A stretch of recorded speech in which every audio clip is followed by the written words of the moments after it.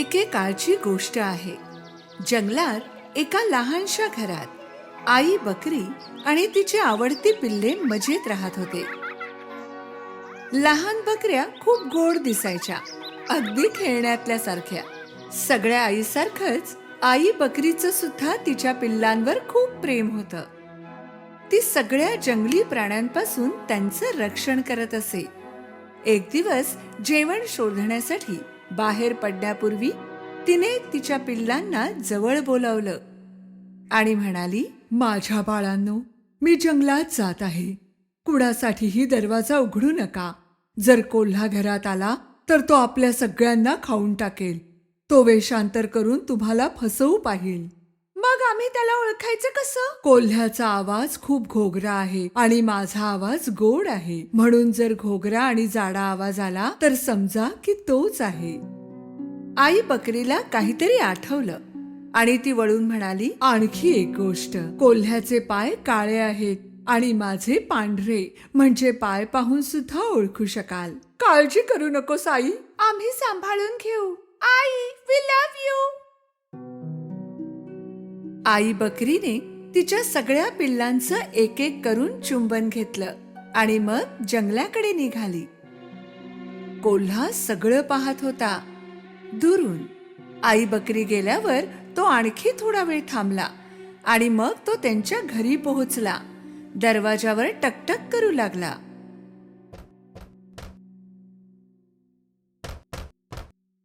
कोण आहे बाहेर? माझ्या बाळांनो, चला दरवाजा उघडा.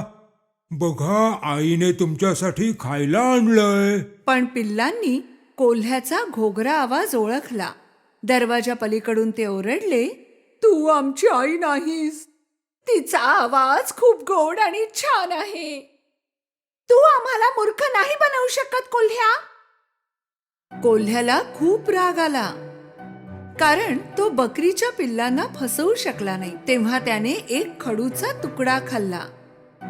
आता त्याचा आवाज थोडा गोड झाला होता. तो पुन्हा त्यांच्या घरी गेला आणि दरवाजा वाजवला. यावेळी कोल्ह्याने त्याच्या गोड आवाजात हाक मारली, माझ्या बाळांनो, दरवाजा उघडा. मी तुमची आई आहे. मी सगळ्यांसाठी खायला आणलंय. यावेळी गोड आवाज ऐकून पिल्लांना वाटलं की हा त्यांच्या आईचाच आवाज आहे. दरवाजा उघडणार इतक्यात त्यांच्यापैकी एक ओरडला, आधी दरवाजाच्या खालून पाय पाहूया. जेव्हा त्यांनी पाहिलं तेव्हा कोल्ह्याचे काळे पाय दिसले. सगळे ओरडले, आम्ही दरवाजा उघडणार नाही.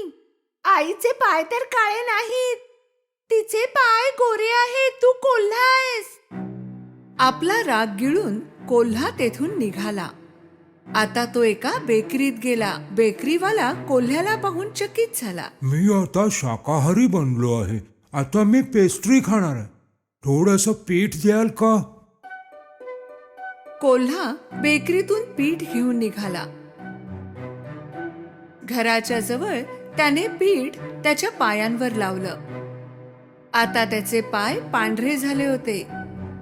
आता तिसऱ्यांदा चतुर कोल्ह्याने दरवाजा वाजवला. माझ्या बाळांनो, दरवाजा उघडा. मी तुमची आई आहे. मी सगळ्यांसाठी खायला आणलंय. तुझे पाय दाखव, म्हणजे आम्हाला कळेल की तू आईच आहेस. कोल्ह्याने त्यांना त्याचे पिठाने भरलेले पाय दाखवले. जेव्हा पिल्लाने पांढरे पाय पाहिले तेव्हा त्यांना वाटले की त्यांची आई आहे आणि दरवाजा उघडला. मग काय, त्यांच्या समोर कोल्हा होता. पिल्ले घाबरली, घाबरून ओरडू लागले, पळून पळून कुठे पळणार? तुम्ही माझ्या हातून वाचणार नाही. एक पिल्लू टेबलाच्या खाली लपले, दुसरा गादीमध्ये, तिसरा चिमणीमध्ये गेला, चौथा किचन मध्ये जाऊन लपला, पाचवा कपाटात जाऊन बसला, सहा पडद्याच्या मागे आणि सातवा घड्याळाच्या आत. पण कोल्हा चतुर होता. त्याने सगळ्यांना एक एक करून पकडलं. थांबा, अरे थांबा म्हणतो ना, थांबा, सोडणार नाही मी तुम्हाला.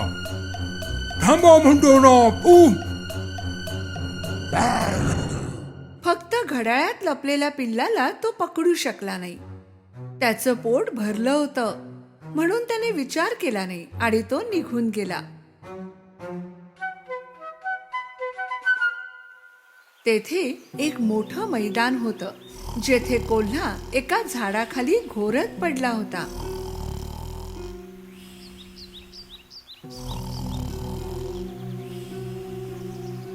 थोड्या वेळाने आई बकरी घरी पोहोचली. दरवाजा उघडा पाहून ती समजली की काहीतरी झालं आहे आणि ती ओरडू लागली.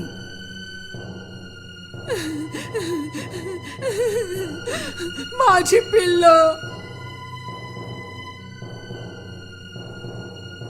घरात आल्यावर ती घाबरली. सगळं सामान विखुरलं होतं. पडदे फाटलेले होते. गादी विखुरली होती. उषा आणि चादरी इकडे तिकडे पडल्या होत्या. आई बकरी तिच्या पिल्लांना कुठेच शोधू शकली नाही. एक एक करून नावांनी हाका सुद्धा मारल्या पण कोणीच मिळालं नाही. मग 7व्याचं नाव घेतलं तेव्हा एक आवाज आला. मी घड्याळाच्या आत आहे आई.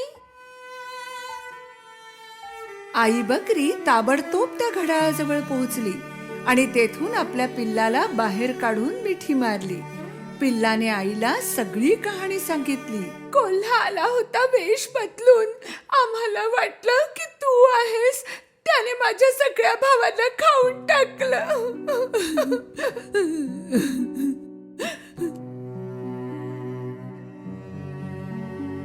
आई बकरीला खूप वाईट वाटलं. ती खूप रडली तिच्या पिल्लांसाठी. तिच्या फक्त एका पिल्लासोबत ती बाहेर पडली. तेव्हा त्यांना कोल्हा झोपलेला दिसला.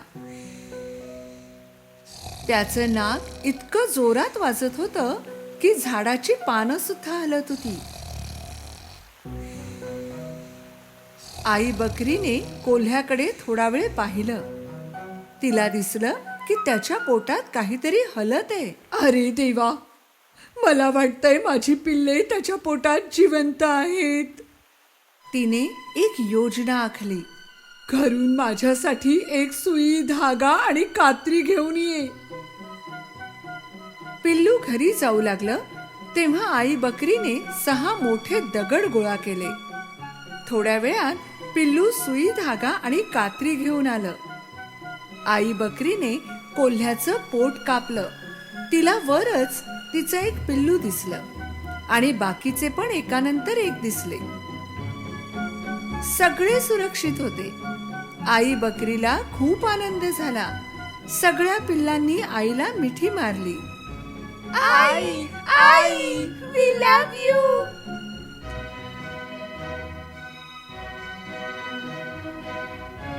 सगळेच खूप खुश होते. माझ्या बाळांनो, तुम्ही सगळे सुरक्षित आहात. आई बकरीने कोल्ह्याच्या पोटात सगळे दगड टाकले. मग त्यांनी त्याचं पोट सुई धाग्याने शिवून टाकलं. कोल्हा एवढा गाढ झोपला होता की त्याला काहीच कळलं नाही. जेव्हा त्याला जाग आली आणि उभा राहिला, त्याचं पोट दुखत होतं. त्याला वाटलं सगळ्या पिल्लांमुळे पोटात दुखत असावं. त्याला खूप तहान लागली. तो नदीकडे गेला पाणी प्यायला. चालताना पोटात दगड एकमेकांवर आपटायला लागले. पोट एवढं जड आणि गच्च वाटतंय की जणू काही मी दगडच खाल्ले असावेत. तो पाणी प्यायला वाकला. दगडांच्या वजनाने तो नदीतच पडला. ओ, वाचवा, कोणीतरी वाचवा, मी बुडतोय. वाचवा, वाचवा, कोणीतरी वाचवा. अरे तो वाचवा, खूप कोणीतरी, ओरडला, मी बुडतोय, पण कोणी आलं बुडतोय नाही. मी. दगडांच्या वजनाने तो पाण्यात खोलवर गेला. आई बकरी आणि तिच्या पिल्लांनी जेव्हा हे पाहिलं ते नदीकडे आले.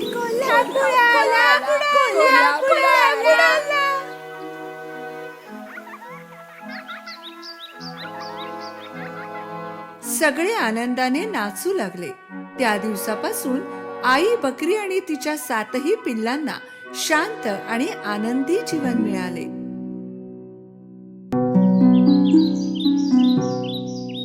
एकेकाळची गोष्ट आहे. एक गरीब विधवा बाई आपल्या मुलाबरोबर राहत असे. तिचा मुलगा जॅक काहीही काम करत नसे, कारण तो खूप आळशी होता. त्यामुळे त्यांच्याकडे पैसेही नव्हते. आई, खायला दे ना काहीतरी, मला भूक लागली आहे. दिवसा मागून दिवस गेले. ते लोक आणखी गरीब झाले. एक वेळ अशी आली की त्यांना त्यांची चंदेरी गाय विकावी लागली, कारण ते तिला खाऊ घालू शकत नव्हते. जॅकच्या आईने त्याला सांगितलं की गाय बाजारात घेऊन जा आणि चांगल्या किमतीत विक.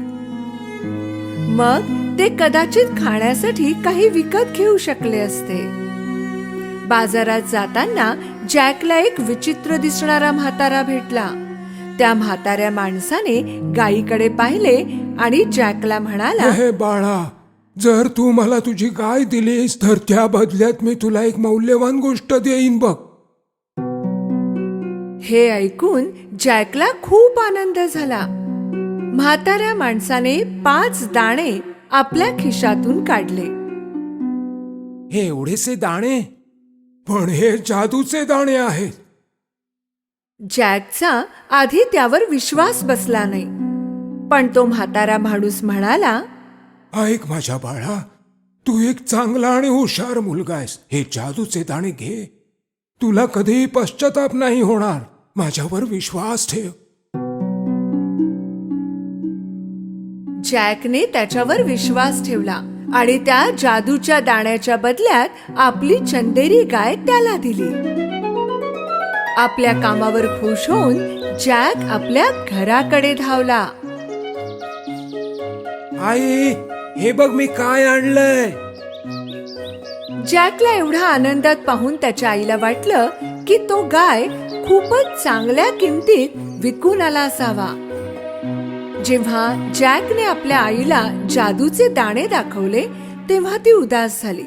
तिने ते जादूचे दाणे अंगणात फेकून दिले आणि जॅकला आपल्या खोलीत जायला सांगितलं. तू तुझ्या खोलीतच राहायचंय जोपर्यंत मी तुला बाहेर बोलवत नाही, आणि आज तुला अजिबात जेवण मिळणार नाही.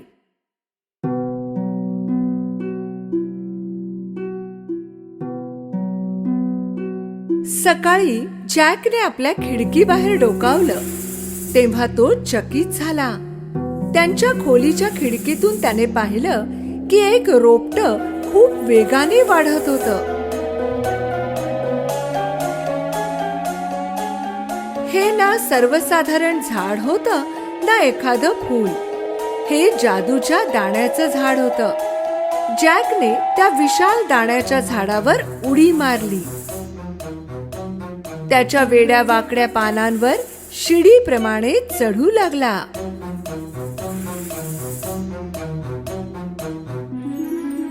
काही वेळ चढल्यावर तो एका विचित्र ठिकाणी पोहोचला. तेथे सगळं काही मोठं होतं. त्याने एक फुलांनी बहरलेला रस्ता पाहिला, ज्याच्या तटावर एक मोठं घर होतं.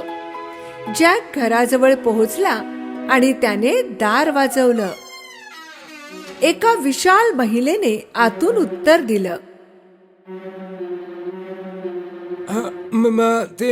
मी तुम्हाला विचारणार होतो की तुमच्याकडे काही खायला मिळेल. हो आहे, पण तुला माझा नवरा येण्या अगोदर इथून निघून जावं लागेल, कारण माझ्या नवऱ्याला लहान मुले खूप आवडतात आणि तो त्यांना खाऊन टाकतो. जॅक खूप घाबरला होता, पण तेवढाच भुकेलेलाही होता. जसा तो खाण्यासाठी टेबलावर बसला त्याने ऐकलं की कोणीतरी खोल आवाजात बाहेर बोलत होतं. मला मुलाचा वास येतोय. कच्चा वा पक्का कसाही चालेल, मी त्याला शोधेन. हो हो हो. त्या बाईने जॅकला हाक मारली, आत्ताच्या आत्ता ओव्हन मध्ये जाऊन लप बाळा. जॅक ओव्हन मध्ये जाऊन लपून बसला. तो राक्षस किचन मध्ये येऊन वास घेऊ लागला. मला मुलाचा वास येतोय. तुम्ही हे काय बोलताय? तुम्हाला त्या मांसाचा वास येत असेल जे मी काल मांजरीला खाऊ घातलं होतं. जेवण झाल्यानंतर तो राक्षस आपलं सोनं मोजू लागला.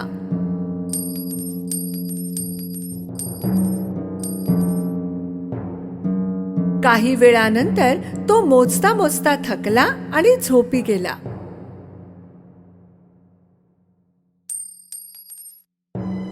जॅक ओव्हन मधून बाहेर आला आणि त्याने सोन्याची बॅग उचलली. त्याने ती बॅग दाण्याच्या झाडाखाली फेकली आणि तो झाडावरून खाली उतरू लागला.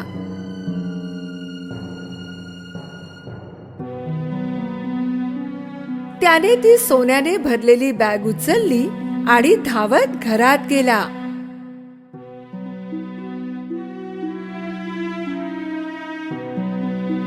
जॅकची आई सोने पाहून खूप खुश झाली. त्या दिवसानंतर ते कधीच गरीब राहिले नाहीत. पण काही महिन्यांनी त्यांच्याजवळ जे सोनं होतं ते संपलं. जेव्हा काहीच मार्ग उरला नाही तेव्हा जॅक पुन्हा दाण्याच्या झाडावर चढला आणि त्या राक्षसाच्या घरी पोहोचला. मागल्या वेळी तू इथे आला होतास तेव्हा आमची सोन्याने भरलेली बॅग नाहीशी झाली होती. पण तरीही तिने जॅकला प्रेमाने आत बोलवलं. थोड्या वेळाने राक्षस घरी आला. मला मुलाचा वास येतोय. कच्चा वा पक्का कसाही चालेल, मी त्याला शोधेन.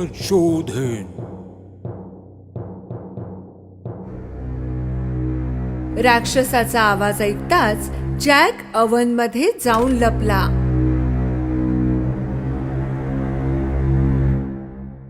जेवण झाल्यावर राक्षसाने त्याच्या पत्नीला कोंबडी आणायला सांगितली.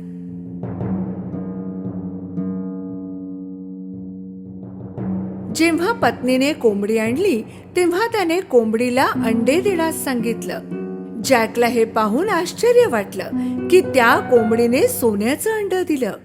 आणि जेव्हा राक्षस झोपला, जॅक ओव्हन मधून बाहेर आला आणि त्याने कोंबडीला उचललं आणि खालच्या बाजूला पळाला. सोन्याच्या अंड्यांमुळे जॅक आणि त्याची आई पुन्हा श्रीमंत झाले होते. पण काही दिवसांनी जॅकने पुन्हा एकदा आपलं नशीब आजमावायचं ठरवलं आणि तो दाण्याच्या झाडावर चढला. त्यावेळी राक्षसाच्या घरात हळूच घुसला, त्याच्या पत्नीपासून लपून छपून, आणि मोठ्या तांब्याच्या भांड्यात जाऊन लपला. थोड्या वेळाने राक्षस तेथे आला. मला मुलाचा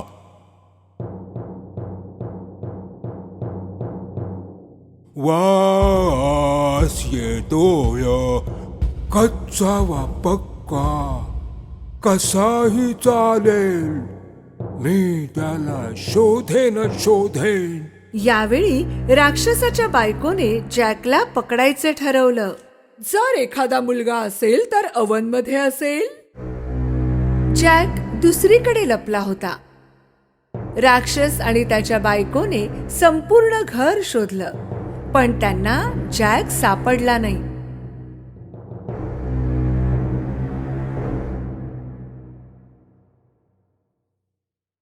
जेवल्यावर राक्षसाने सोन्याची विणा टेबलावर ठेवली आणि तिला वाजण्याचा आदेश दिला.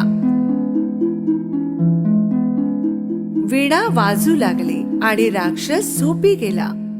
यावेळी जॅकला कसंही करून ही वीणा न्यायची होती, म्हणून तो राक्षसाच्या गुडघ्यावरून चढत टेबलवर पोहोचला.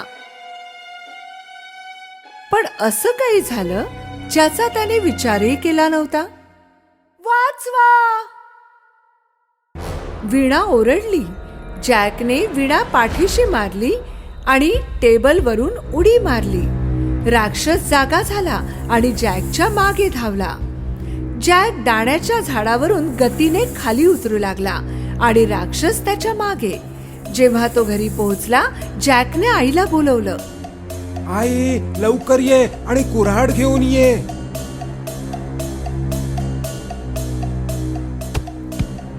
त्यांनी दाण्याचं झाड कापायला सुरुवात केली.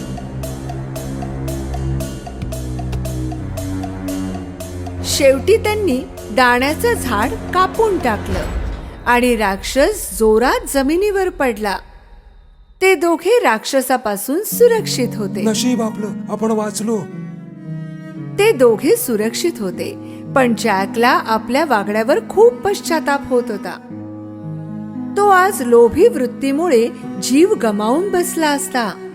त्याने त्याच्या आईला वचन दिलं की तो कधीही चोरी करणार नाही आणि तो उद्यापासून खूप कष्ट करणार आहे. त्या दिवसानंतर जॅक आणि त्याची आई कधीही गरीब राहिले नाहीत. हो, त्यांच्याजवळ सोन्याचे अंडे देणारी कोंबडी होती मदतीसाठी, पण जॅकनेही काम करणं सोडलं नाही.